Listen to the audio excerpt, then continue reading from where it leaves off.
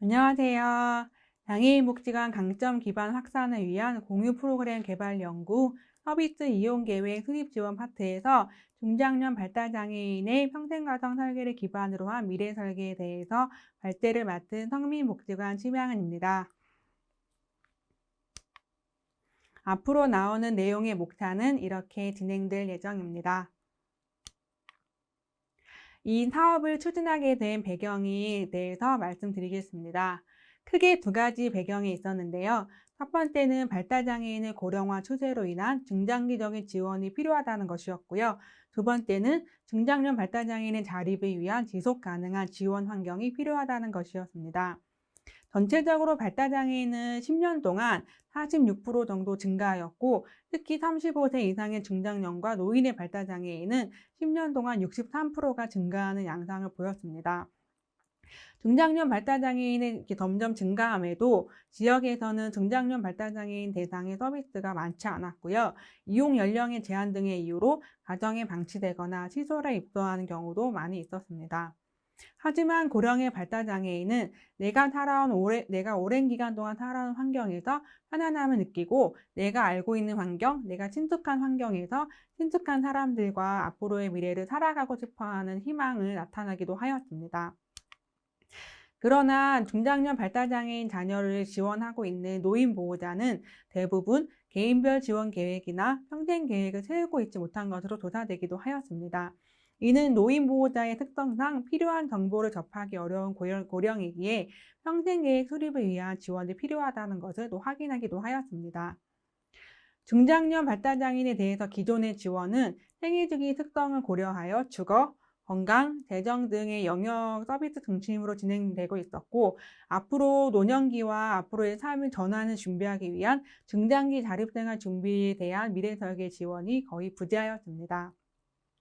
평생가정 설계는 당사자주의에 기반해서 당사자가 살고 있는 곳에서 당사자가 희망하는 미래를 토대로 자기가 삶을 준비하고 조정하고 실행하는 과정을 말합니다.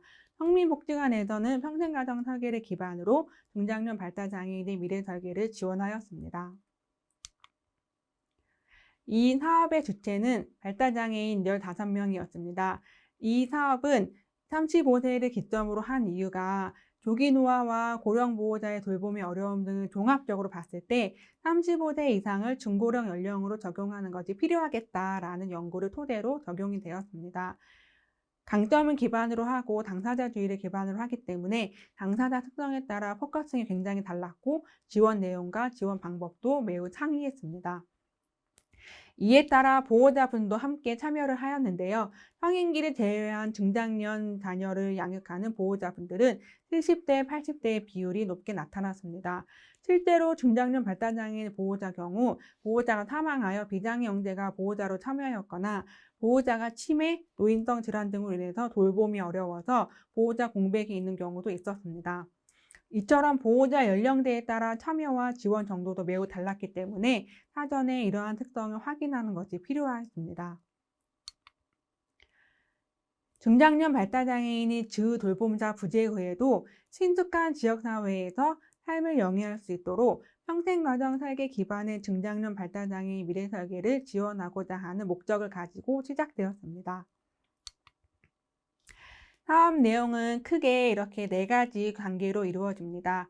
주체는 중장년 발달장애인이 가장 주체가 이루어되었고요. 보호자와 조력자는 중장년 발달장애인 지원하는 지원 체계로 적용이 되었습니다.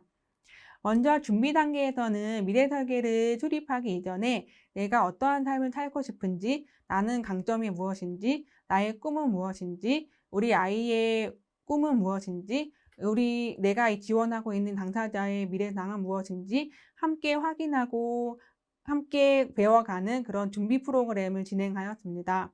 중장년 발달장애인의 경우에는 주체적인 미래 설계에 참여를 위해서 내가 좋아하는 것이 무엇인지, 나의 선호가 무엇인지, 또 나의 꿈이 무엇인지, 내가 살고 있는 지역은 어떤 특성이 있는지 등의 사전 활동과 또 8가지 영역에 대한 교육, 또 지역 중심의 연계 활동, 자신의 꿈을 선포하는 행사, 그리고 미래 설계 수립을 준비하는 활동으로 진행이 되었습니다.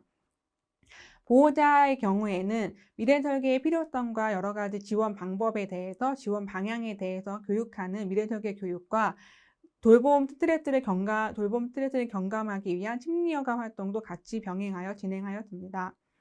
조력자의 경우는 코디네이터와 함께 사업 담당자와 전담 인력 등을 포함하여 이 중장년 발달장애인과 보호자를 잘 지원하기 위한 교육과 전문 교육을 진행하였습니다.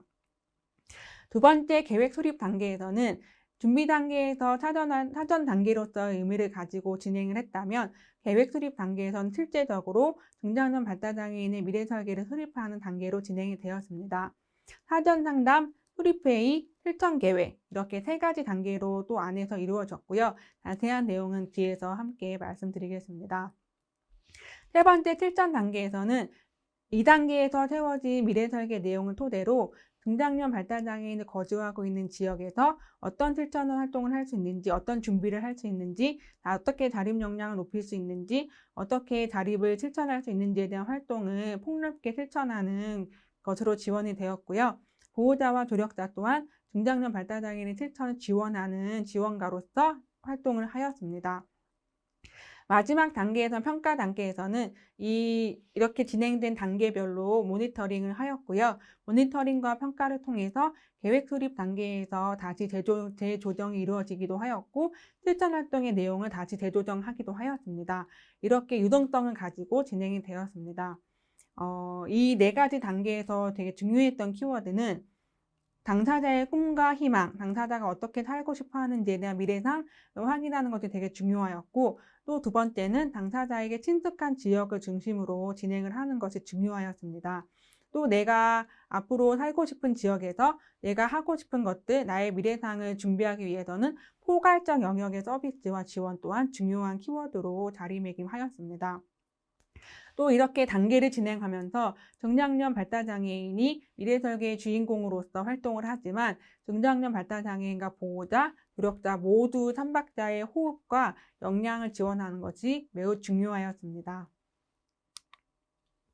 이렇게 사업을 수행하기 위해서는 이렇게 진행 인력의 구조를 잡아보았습니다. 발달장애인 15명을 생애 주기와 특성을 고려하여 4급으로 나누고 설계 코디네이터라는 역할이 생겨서 설계 코디네이터 1명당 발달장애인 4명, 3명을 매칭하여 진행을 하였습니다. 설계 코디네이터 1명당 발달장애인 3, 4명을 매칭해서 그 그룹만 전담하여 진행을 하였고요. 미래 설계 과정을 집중적으로 개별 지원을 할 수 있는 그런 과정으로 수행 인력을 구성하였습니다.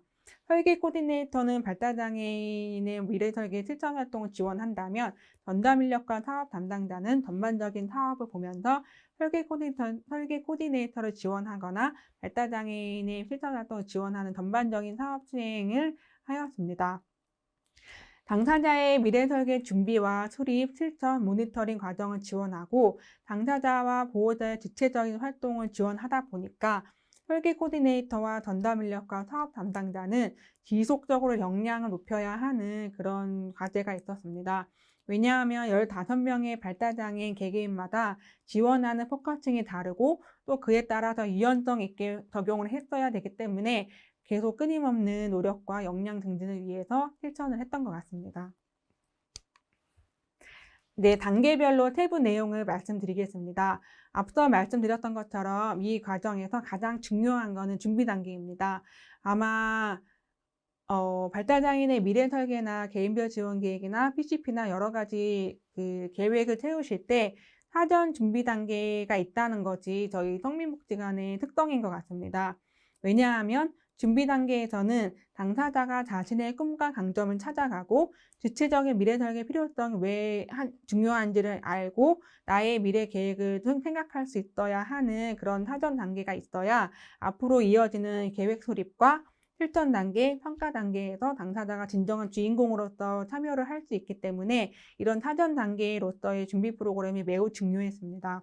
보호자와 조력자의 경우에는 중장년 발달장애인이 앞으로 하고자 하는 미래상에 대해서 이해하고 지지하고 또 그 방향을 맞출 수 있는 또 관점을 맞추기 위한 과정이 필요했기 때문에 이 준비 단계는 당사자 전체의 미래 설계 과정에서 매우 중요한 기초 단계였습니다. 준비 단계에 대해서 좀 자세하게 설명을 드리면 발달장애인 특성에 맞춰서 준비 단계의 프로그램이 진행이 되었습니다. 먼저 영역별로 어떤 준비를 해야 되는지 이야기에 앞서서 나는 내가 내 미래의 여러 가지 준비를 선택할 수 있고 결정할 수 있다는 거, 그리고 나의 강점이 무엇이고 또 내가 앞으로 미래의 설계를 할 수 있는 힘이 있다는 거, 그리고 나의 꿈과 행복에 대해서 알고 있다는 거, 이해하는 거, 이런 사전 활동을 5번 실시했고요. 그거를 기반으로 해서 포괄적인 영역 8가지 영역별로 교육을 실시했습니다. 교육을 실시했다면 이어서 지역에 나가서 그 교육에서 배운 내용을 토대로 실제로 지역에서 체험을 해보고 경험을 해보는 연계 활동으로 진행이 되었습니다. 예를 들어서 주거 영역에서 앞으로의 여러 가지 주거 형태가 뭐 그룹홈이나 뭐 자립생활주택이나 뭐 지원주택이나 아니면 혼자 살거나 아니면 결혼해서 살거나 그런 여러 가지 주거 형태가 있다는 것을 알았을 때 실제적으로 지역에 나가서 혼자 살고 있는 발달장애인 집에 가보거나 결혼해서 살고 있는 발달장애인 집에 가보거나 지원주택에 가보거나 자립생활주택에 가보거나 그룹홈에 가보거나 이런 경험을 지원하여서 내가 살고 있는 지역에 이런 여러 가지 자원이 있구나. 그리고 나는 앞으로 나의 행복을 위해서 내가 정말 살고 싶어하는 그 미래를 준비하기 위해서 어떤 형태를 한번 생각해 봐야겠다라는 그런 활동을 연결해서 진행을 하기도 하였습니다. 그리고 또 중요한 과정은 꿈 선포식인데요. 단순하게 나의 꿈을 선포하는 행사가 아니라 이날은 가족과 옹호인이나 지지자와 지역 주민들을 다 초대해서 나의 꿈을 같이 나누고 내 꿈을 이 지역에서 이루어갈 수 있도록 함께 하자는 그런 의미로 진행이 되었기 때문에 많은 의미가 내포되어 있는 것입니다. 그리고 나서 실제적으로 이제 다음 단계를 준비하기 위해서 미래설계 수립 준비 활동을 진행하였습니다. 여기서 발달장애인분들은 프로그램에서 적극적으로 잘 참여하시고 장애 정도와 특성에 관계없이 나의 미래를 좀 생각해보고 또 경험해보고 그런 활동을 진행을 하였습니다. 여기서 이제 코디네이터의 역할이 되게 중요했는데요. 다음 단계를 위해서는 내가 맡고 있는 매칭 당사자가 어떠한 활동을 하고 있는지, 그 활동에서 어떤 피드백이 있는지, 또 어떤 관계가 있는지, 또 어떤 역동이 있는지 활동을 지원하면서 동시에 관찰을 진행하였습니다. 그리고 별도의 프로그램 진행자가 있어서 회기별로 교육을 진행하고 연계 활동을 진행하기도 하였습니다.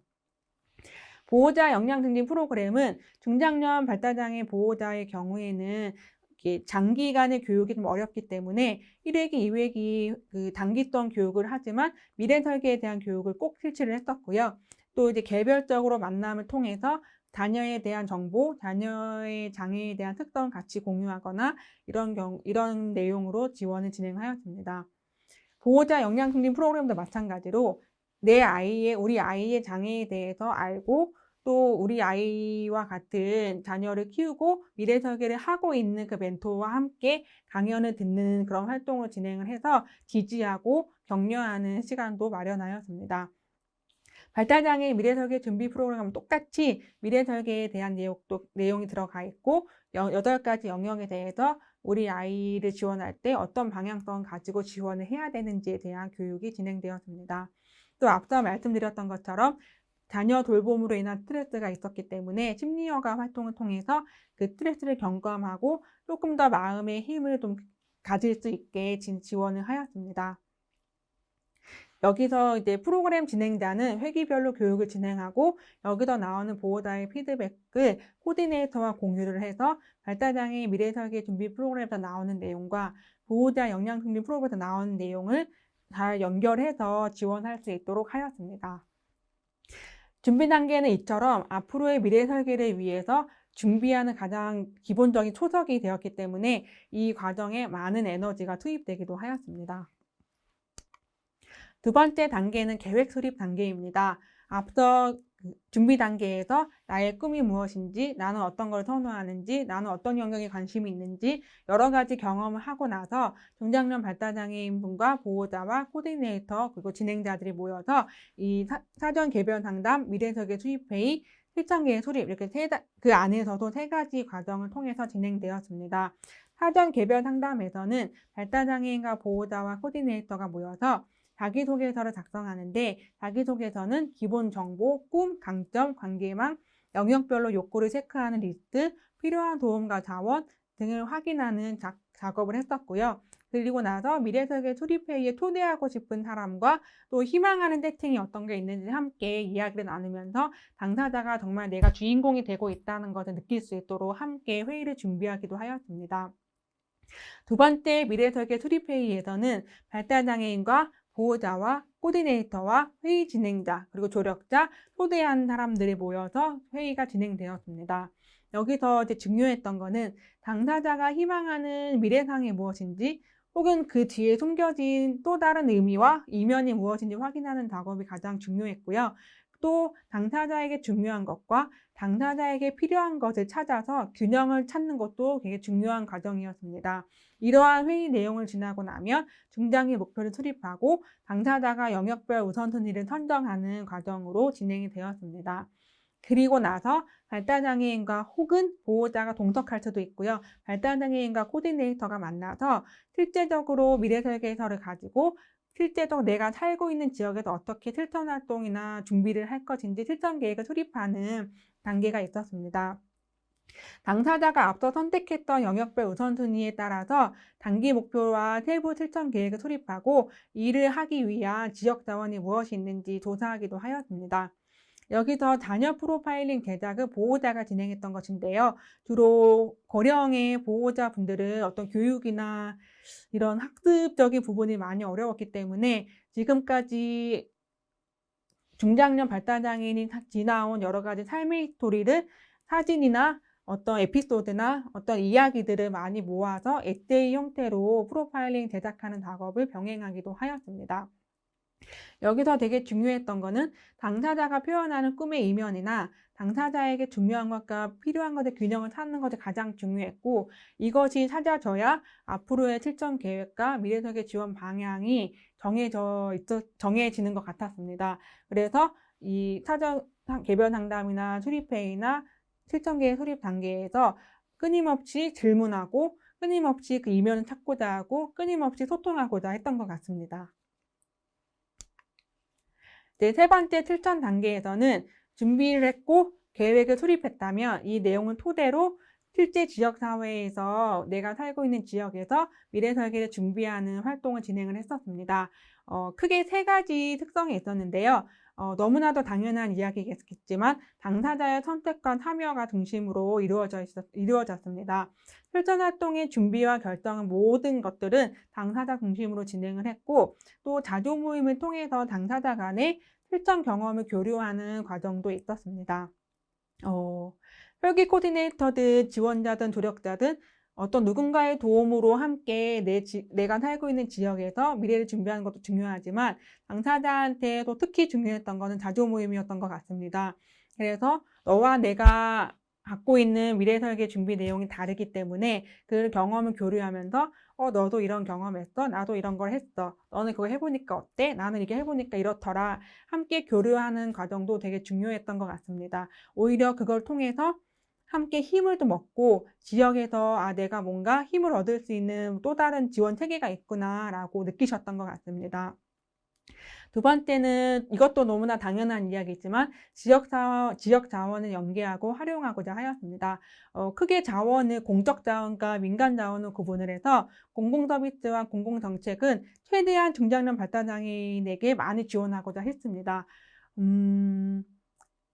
고령의 보호자를 만나다 보니까 공적 자원 예를 들어 활동 지원이나 주간활동 서비스나 여러 가지 이런 가족휴직 지원 사업이나 이런 내용들 정보가 거의 없었고 그래서 실제적으로 하고 있는 그 정보를 공유할 수 있도록 공적 자원을 최대한 연계를 하려고 했고요.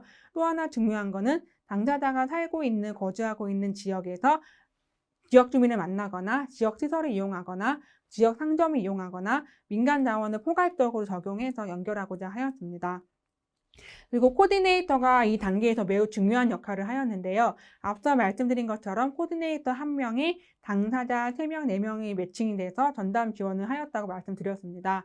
특히 중장년 발달장애인의 경우에는 저희가 아무리 정보를 안내하거나 자원이 어디 있다고 말씀을 드려도 고령보호자가 그 자원과 우리 중장년 발달장애인을 연결하는 그 지원이 좀 어려움이 있었어서 여기 이 단계에서 코디네이터는 이 중장년 발달장애인의 발달장애인 이용하면 좋겠는 그런 자원들을 실제 정보 안내뿐만 아니라 실제로 이용할 수 있게까지의 밀착 동행을 진행을 했던 것 같습니다.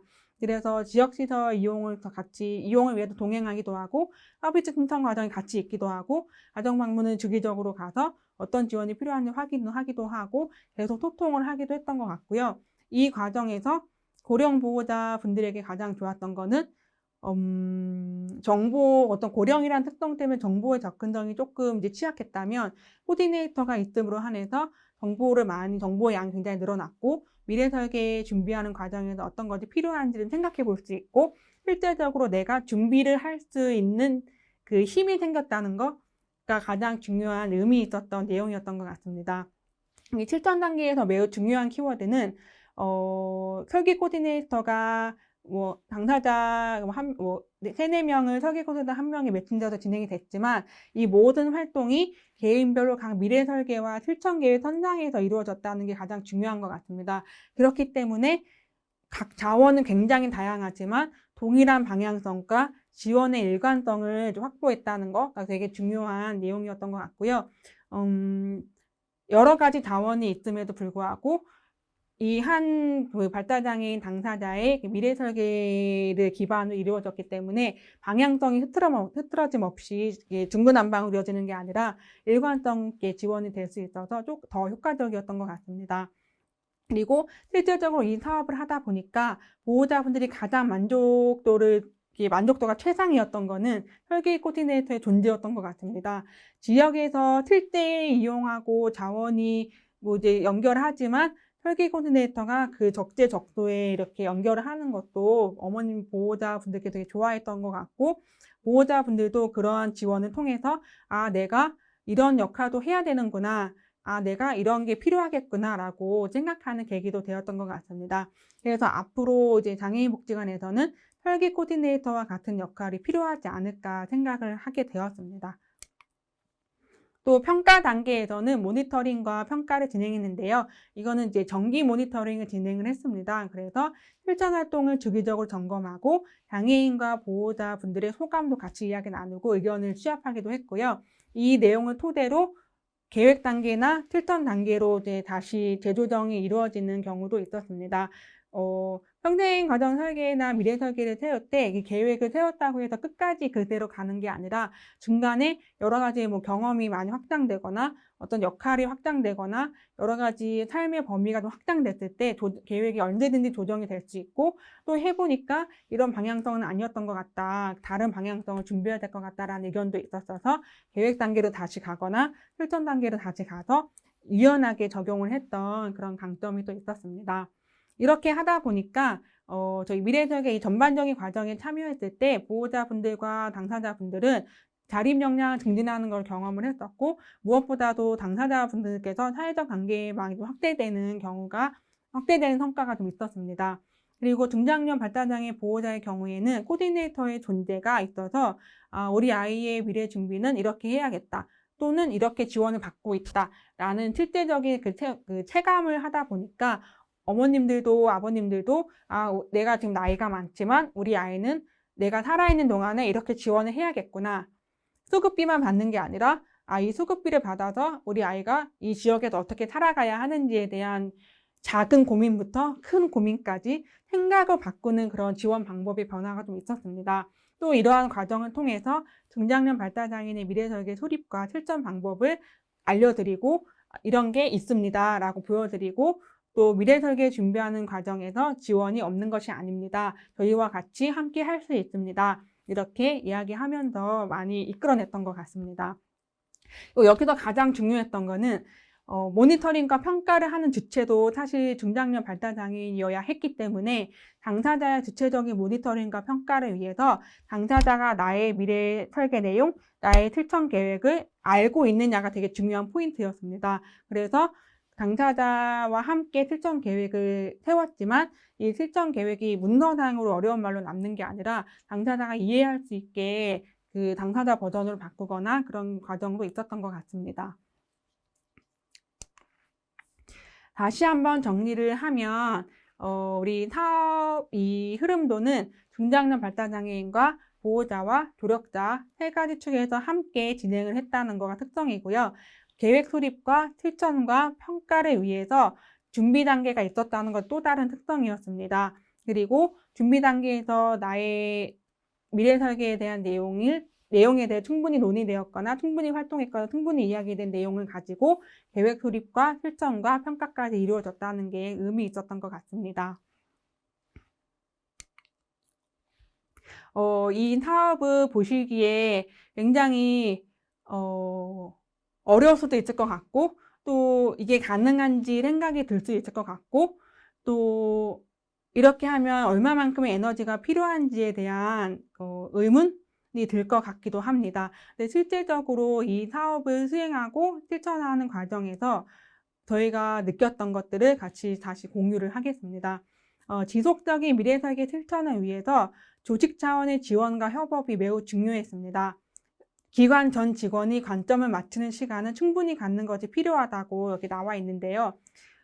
저희는 이 사업을 하기 위해서 저희 복지관에 있는 모든 직원이 정기적으로 교육 시간을 마련해서 중장년 발달장애인의 특성, 중장년 발달장애에 대한 이슈, 그리고 미래 설계와 또 미래 설계를 실천하는 그 과정과 또 지원하는 과정에서 어떤 관점을 가지고 해야 되는지에 대해서 충분히 공유하고 충분히 이야기하고 충분히 생각한 시간이 있었습니다.